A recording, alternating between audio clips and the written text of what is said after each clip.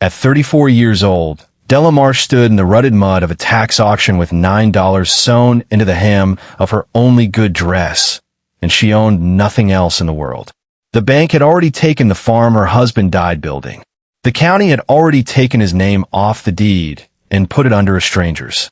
All that remained to her was that small, hard sum of money, counted coin by coin over 3 winters of scrubbing other women's linens, and the bitter knowledge that this was not the first time life had stripped her down to nothing.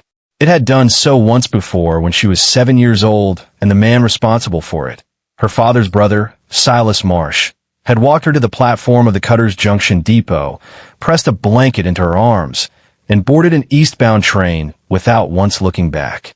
Now, grown and widowed and out of options, Della raised her hand at the auction and bid her entire fortune on a crumbling, forgotten building the town called the Chapel of the Wayfarer, shuttered for 20 years, condemned by the county, sold for $9 because not a single other soul in Bitterroot Hollow wanted it. The men around her laughed. But what none of them knew, what Della herself did not yet know, was that sealed behind that chapel's altar lay a truth that would not only change the rest of her life, but would return to an entire town the thing it had quietly lost without ever understanding it was gone.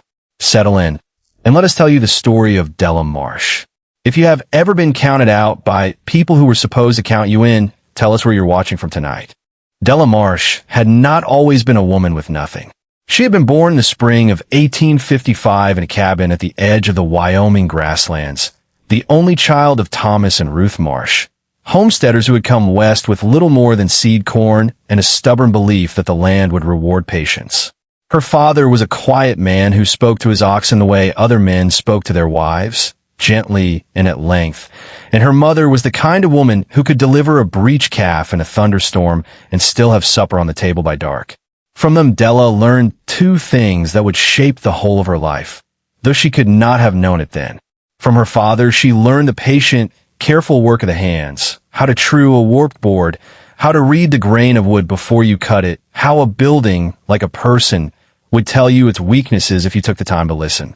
He had built their cabin himself, and their barn, and later the little schoolhouse the county paid him $3 to raise. And he took Della with him on every job, setting her to holding nails and later to driving them. Until by the time she was 10, she could frame a doorway, as true as any man in the county. From her mother, she learned something harder to name, a kind of unbending decency, a refusal to let hardship curdle into meanness. Ruth Marsh fed drifters at her table even in lean years, mended clothes for families poorer than her own, and told her daughter, more than once, that the measure of a person was not what they were given, but what they did with what they were given, even when what they were given was almost nothing. That philosophy was tested sooner than any child should have to bear. When Della was 6, a fever swept through the grassland settlements, the kind that took whole families in a matter of weeks, sparing no one for their goodness or their strength. It took her mother first in the autumn, and her father the following spring, weakened past recovery by grief and the long nights he had spent nursing his wife. Della was 6 when her mother died and 7 when her father followed, and in the space between those 2 losses, she learned what it was to keep a household running with hands too small for the work, to milk a cow before dawn, to boil water for a father too sick to lift a spoon, to sit alone in a dark cabin and tell herself stories, to keep from being afraid. When her father finally passed, the only kin left to claim her was his younger brother Silas, a restless, unsettled man who had never wanted a wife of his own, let alone a dead brother's daughter. He came, as custom and shame required, and took her east by wagon and then by rail, and for 3 days Della believed she was being taken to a new home.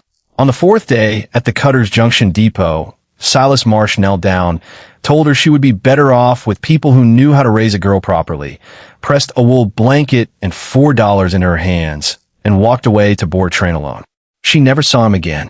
She was 7 years old, and she stood on that platform until a station master's wife, a widow named Agatha Renner, found her still standing there after dark and took her home. It was Agatha Renner who raised her from that day forward, in a plain house behind the depot, and it was Agatha who taught Della the second great skill of her life, the patience to restore what other people had already given up on. Agatha took in mending, but she also took in broken things. Chairs with cracked legs, clocks that no longer kept time, quilts torn past what most women would trouble to fix. She showed Della that almost nothing was so ruined it could not be made useful again, if a person was willing to look closely enough and work slowly enough. And Della, who had already lost so much, found in that work a kind of quiet salvation.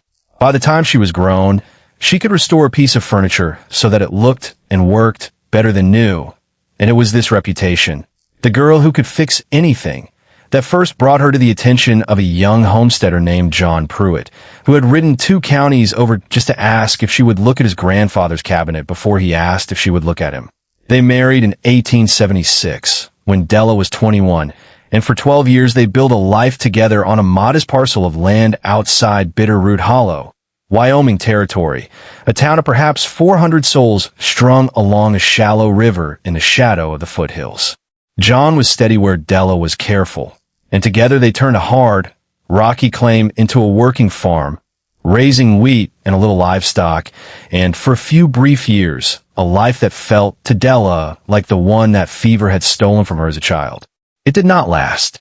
In the winter of 1888, a mild fever season by most accounts, John Pruitt caught a chill working the fence line during a late blizzard, and what began as a cough became something his body could not fight off. He died in February, leaving Della a widow at 33, and it was only in settling his affairs that she discovered the second cruelty life had prepared for her. Their farm, it turned out, was mortgaged far beyond what John had ever told her, through a note held by the Bitterroot Hollow Land and Trust Company, an institution run by a sharp, soft-spoken man named Elias Grunwald, who had extended John credit 2 winters prior after a bad harvest, and had, Della would later learn, structured the loan in a way that made it nearly impossible to satisfy. Grunwald came to her within a month of John's death, dressed in a fine gray coat entirely wrong for the season, and explained with practiced sympathy that the note was due in full, that he regretted the timing more than she could know, and that the bank would, out of Christian charity, allow her 30 days to vacate before the property was sold to satisfy the debt. Della fought it as best she could. She rode to the county seat. She asked 3 different lawyers. She even wrote a letter to a territorial judge. But the paperwork was in order, or appeared to be, and in the end the law sided with the man who had written the note rather than the woman who had lost her husband to it. By March, the farm she and John had built with 12 years of labor belonged to the Land and Trust Company. And Della Marsh, for she had quietly gone back to her maiden name, unwilling to carry a name in a poverty that had once meant something whole, was left with a wagon, a trunk of tools inherited from her father, and $9 saved from selling what furniture the bank had not already claimed. It was in this condition, in the last week of March, that she found herself standing in the mud outside the Bitterroot Hollow courthouse, watching the county auction off a handful of abandoned properties for unpaid taxes, when the auctioneer came to the final lot of the day, a small stone chapel at the edge of town, the Chapel of the Wayfarer, shuttered since 1869, its roof half fallen in, its bell tower cracked, owned by no congregation and claimed by no family, offered now for whatever the county could recover in back taxes. The men around her murmured that it wasn't worth the lumber to tear it down. The auctioneer, more out of duty than hope, called for an opening bid of $5, and when no one moved, Della, who had nowhere else to sleep and nothing else to lose and a lifetime of practice turning ruined things into useful ones, lifted her hand and bid $9, every cent she owned. There was laughter. There was a joke about a widow buying herself a coffin instead of a house. But the gavel fell, and Della Marsh, penniless and grieving and 34 years old, became the owner of a forgotten stone chapel that not a single other soul in the territory had wanted. She moved into it that same week because she had no other roof to sleep beneath, and her first weeks there were spent simply making the building survivable, clearing 2 decades of dust and pigeon nests from the nave, patching the worst of the roof with scavenged shingle, boarding the broken windows against the cold.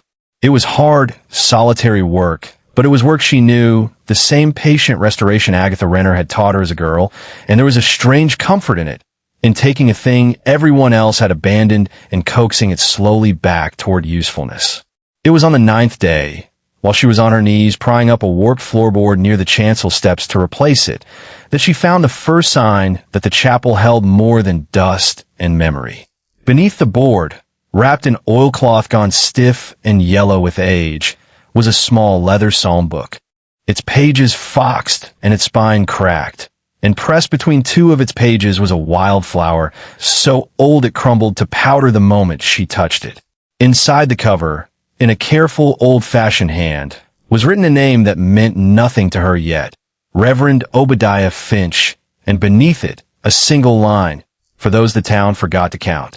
Della sat back on her heels for a long while with that book in her hands, feeling the particular chill that comes from touching something a stranger had once cared for deeply enough to hide. She asked after Reverend Finch the next time she went into town for supplies, and the answers she got were vague and uneasy in a way that told her more than the words themselves. The old-timers remembered him only dimly. A circuit preacher who had built the chapel with his own hands sometime in the 1850s, who had served the town for over a decade, and who had left Bitter Root Hollow abruptly around 1869, the same year the chapel closed its doors, under circumstances no one seemed quite willing to describe. Some said he'd simply moved on, as circuit preachers often did. Others grew quiet and changed the subject. It was the quiet that told Della there was more to find, and it was the patient, careful part of her, the part that had spent a childhood learning that broken things told their history to whoever was willing to look closely, that decided she would find it.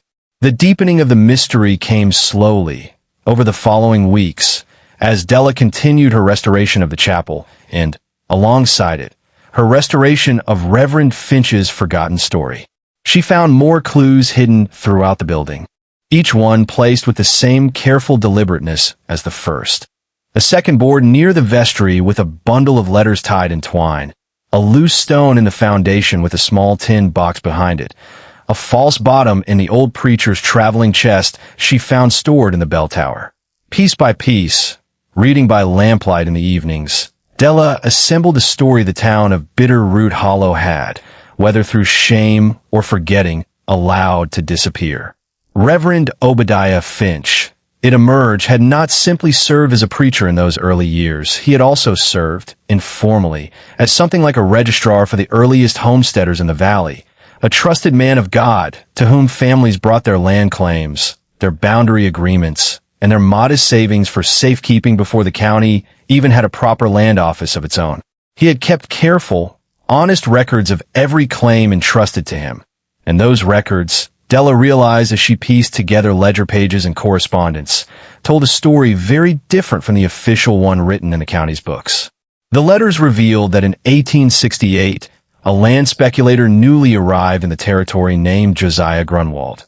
The father, Della, now understood with a cold jolt of the very Elias Grunwald who now ran the land and trust company and who had taken her own farm, had begun quietly buying up the county's fledgling land office, first through influence and then through outright bribery, and had used his position there to alter or destroy the boundary claims of a dozen homesteading families, redrawing lines to swallow the most fertile bottomland along the river into parcels he then sold to himself and his associates at enormous profit.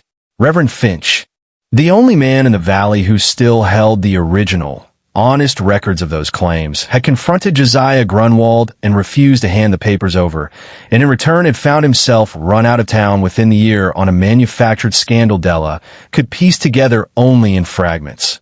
Whispers of stolen tithe money that the ledgers, when she finally understood them, proved to be entirely false.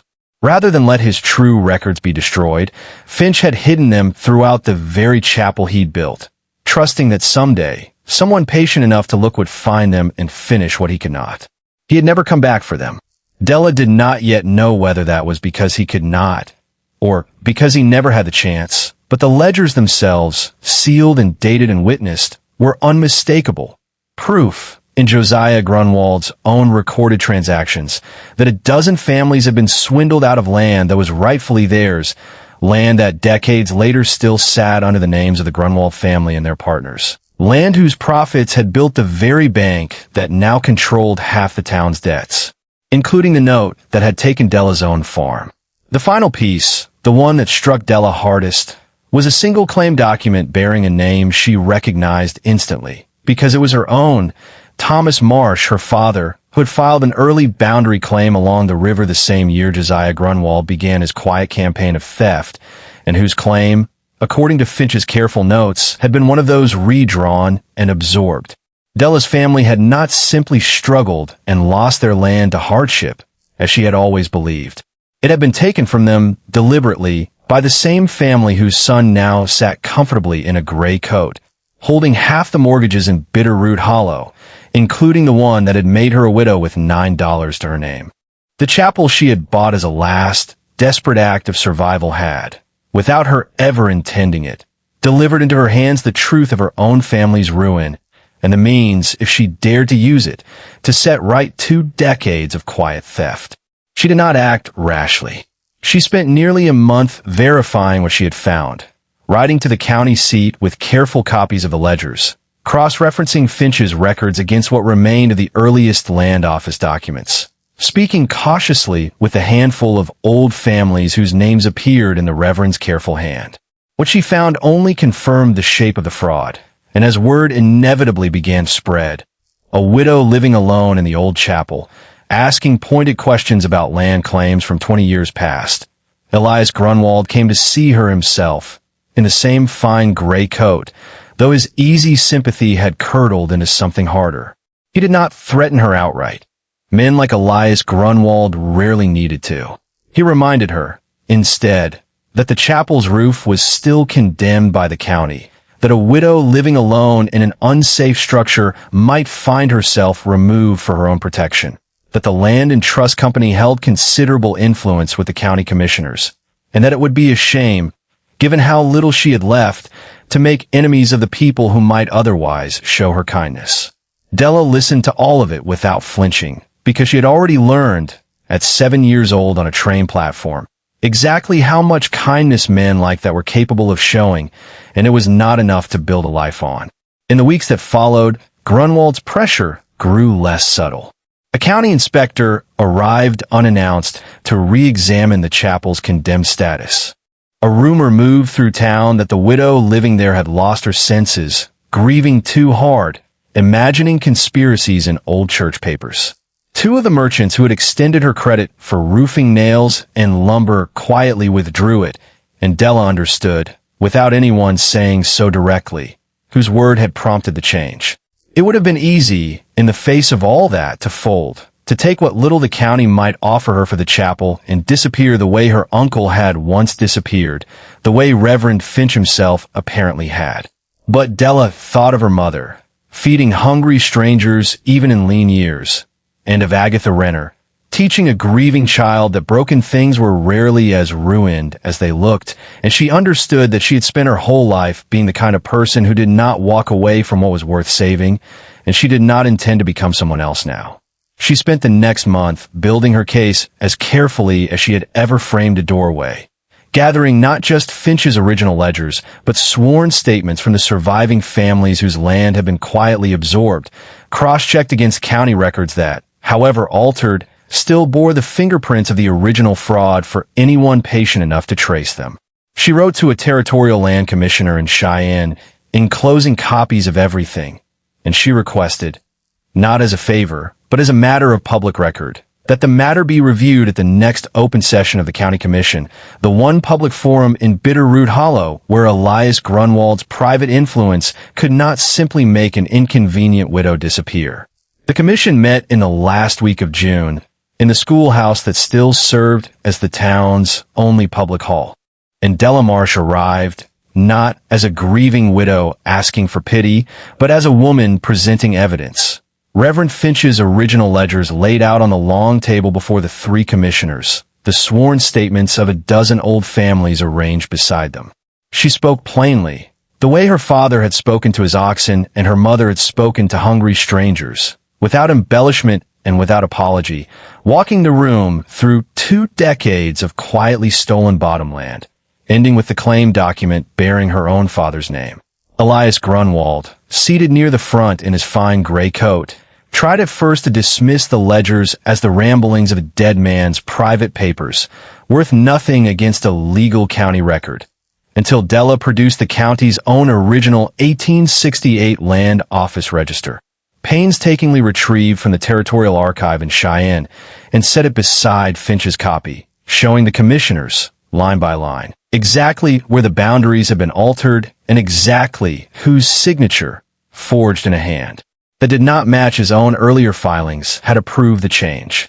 The room, which had begun the evening polite and skeptical, grew very quiet.